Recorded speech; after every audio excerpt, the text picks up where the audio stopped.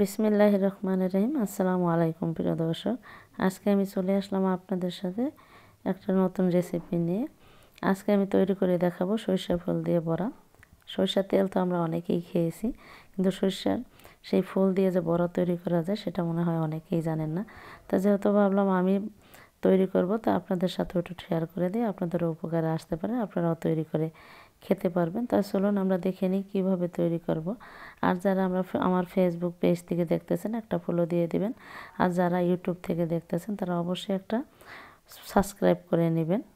তো এখানে আমি চলে আসলাম, গ্রামে আসছিলাম। গ্রামে আসার পরে আমি চকে চলে গিয়েছিলাম খেতে। দেখুন কতটা খালি চকচে চক সরিষা বনেছে। তা ভাবলাম যেহেতু আসছি গ্রামের, সরিষা ফুল কিছুটা তুলে নিই, তারপর বড়াটা তৈরি করে আপনাদের সাথে শেয়ার করে আপনারাও তৈরি করে খেতে পারবেন। তো এইভাবে আমি সরিষা ফুলগুলো তুলে নিলাম, তুলে নিয়ে চলে আসলাম বাসায়। তা বাসায় আসার পরে আমি ফুলগুলো নিয়ে নিয়েছি। এখন আপনাদের একটু দেখিয়ে দিই কতটুকু সাইজ করে তুলে নেবেন আপনারা এই ফুলগুলো। এরকম একটু ডান্ডি সহকারে একটু তুলে নেবেন, হালকা যেন ডান্ডি থাকে এরকম, তাহলে এটা খেতে বেশি ভালো লাগবে। তা আমি এইভাবে তুলে নিয়েছি, আপনারা এইভাবে তুলে নেবেন। তাই বেশ কিছুটা ফুল কিন্তু আমি তুলে নিয়েছি, এর চেয়ে বেশি আর লাগবে না, ব্যাটারা মারবে ক্ষেত থেকে তুলে নিলে। অনেক সরিষা হতো, সেই সরিষার ফুলটাই কিন্তু আমি তুলে নিয়েছি। তো এগুলো আমি কিন্তু ধুয়ে তারপরে নিয়ে চলে আসবো, চলুন। তো এখানে আমি সরিষা ফুলগুলো ধুয়ে নিয়েছি, ধুয়ে নেওয়ার পরে ঝরে রেখে দিয়েছিলাম যেন পানি না থাকে, বেশি পানি থাকা যাবে না। তাই আমি হালকা একদম পানিটা ঝরে গেছে, তারপরে নিয়ে চলে আসছি, পরিষ্কার করে ধুয়ে নেবেন। এখন দিয়ে দিব আমি হাফ কাপ বেসন, হাফ কাপ বেসন দিয়ে দিলাম। এখন দিয়ে দেব হলুদের গুঁড়া হাফ চা চামচ, মরিচের গুঁড়া হাফ চা চামচ, ধনিয়ার গুঁড়া হাফ চা চামচ, জিরার গুঁড়া হাফ চা চামচ,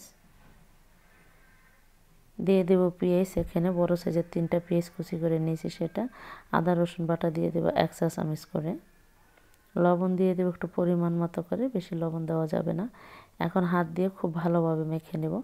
যদি সরিষা ফুলের গায়ে যদি কোনো পানি এক্সট্রা না থাকে, দেখেন যে বেসনটা গায়ে লাগতেছে না, তখন আপনারা কিছুটা পানি দিয়ে এটাকে এইভাবে মেখে নেবেন। আর যদি পানি থাকে সেটাতে হয়ে যাবে। তো আমার পানি দেওয়া লাগে না, আমার সরিষা ফুলের গায়ে যে পানিটা ছিল ঝরিয়ে নেওয়ার পরে সেই পানিতেই আমার মেখে নেওয়া হয়ে গেছে। এর চেয়ে বেশি মেখে নিলে কিন্তু পাতলা হয়ে যাবে, সেটা বুঝে আপনারা আমি যে যতটুকু করে নিয়েছি এইভাবে আপনারা করে নেবেন, এর চেয়ে পাতলা করবেন না।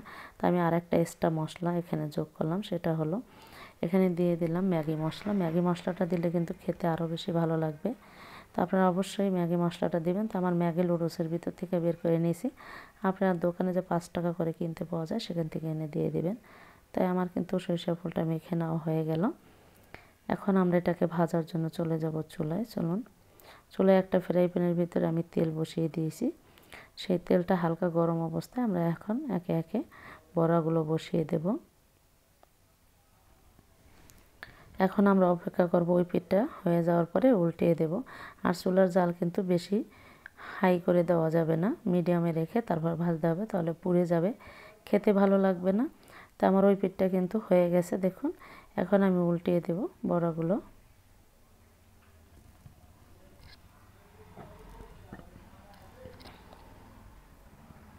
তো এইভাবে উল্টিয়ে দেবেন। আমার উল্টিয়ে দেওয়া হয়ে গেছে। এখন আমরা অপেক্ষা করব ওই পিঠটা হয়ে যাওয়া পর্যন্ত, তাহলে আমরা উঠিয়ে নেব। ওই পিঠটা কিন্তু হয়ে গেল। এখন আমরা বড়াগুলো উঠিয়ে নিলাম, সুন্দর একটা কালার চলে আসছে, দেখুন। তো এখন আমি একে একে সব বড়াগুলো ভেজে নেব। আপনারা কিন্তু এইভাবে দিয়ে একে একে সব বড়াটা ভেজে নেবেন। তো আমার এই বড়াগুলো কিন্তু ভেজে নেওয়া হয়ে গেল। এখন এগুলো উঠিয়ে নেব।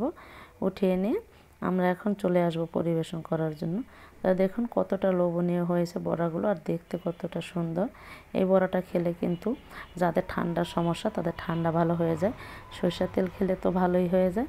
তা আমি এই বড়াটারে বানিয়ে কিন্তু মাঝে মাঝে খেয়ে থাকি, যা আমাদের ঠান্ডার সমস্যা। আর আমার কিছুটা ফুল অবশিষ্ট রয়ে গেছিলো, ভাবলাম উপর দিয়ে দিই একটু সুন্দর দেখানোর জন্য। তো আপনারা কিন্তু এইভাবে সরিষা ফুল দিয়ে বড়াটা তৈরি করে খেতে পারেন, যাদের ঠান্ডা সমস্যা আছে। একটু তিতো তিতো লাগে, তবু খেতে কিন্তু ভালো লাগে, খেলে উপকারে আসবে। তাই দেখুন ভিতরটা কতটা সুন্দর হয়েছে। তা আপনারা কিন্তু এইভাবে তৈরি করে খেয়ে আমাকে কমেন্ট বক্সে কমেন্ট করে জানাবেন। আমার ভিডিওটা ভালো লাগলে আমার চ্যানেলটা অবশ্যই সাবস্ক্রাইব করে নেবেন। আমার এই নামেই ফেসবুক, সেখানে থেকে দেখলে একটা ফলো দিয়ে দেবেন।